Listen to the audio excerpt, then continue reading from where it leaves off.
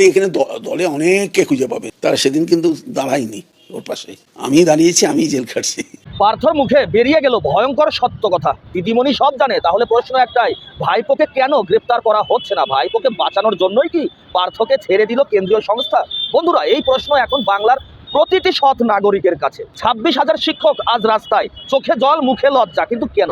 কারণ সেই নিয়োগে হয়েছে কোটি কোটি টাকার দুর্নীতি। সবাই জানে পার্থ চট্টোপাধ্যায় সেই দুর্নীতির প্রধান মুখ। কিন্তু দুর্নীতি কি পার্থ একা করেছিল? পার্থর বান্ধবীর বাড়ি থেকে কোটি কোটি টাকা উদ্ধার হলেও কোনো রিপোর্টে বলা হয়েছে বা আমরা জানতে পেরেছি কি টাকার উৎস কোথায়, কে দিল এতগুলো টাকা? আর তাই আজ পার্থর মুখেই বেরিয়ে এসেছে দিদিমণি সব জানেন, ভাইপো সব জানেন। তাহলে কেন গ্রেপ্তার হচ্ছে না ভাইপো? দিদিমণির বিরুদ্ধেই বা কোনো স্টেপ কেন নিচ্ছে না কেন্দ্রীয় সংস্থা?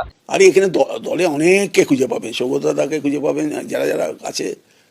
দিদিমণি তো খবর রাখে না তা না, সিরিয়াল দেখেন, সিনেমা আর্টিস্টদের খবর রাখেন, তাদের কটা বদল হলো আর কটা থাকলো তিনি খবর রাখেন না। ভাইপোর বিরুদ্ধে হুমকি, উস্কানি, দাঙ্গা, প্ররোচনা, দুর্নীতি সব অভিযোগ থাকলেও কেন্দ্র নীরব কেন?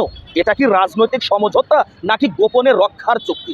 এক সময় কুণাল ঘোষ বলেছিল দিদিমণি সব জানে, দিদি সব জানে।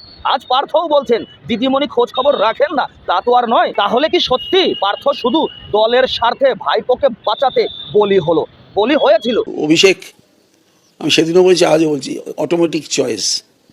সুতরাং যারা আজকের পিছনে তার ঘুরে বেড়াচ্ছে, বলে শুনেছি, জেলে তো বসে আছে শুনি সব, তারা সেদিন কিন্তু দাঁড়ায়নি ওর পাশে।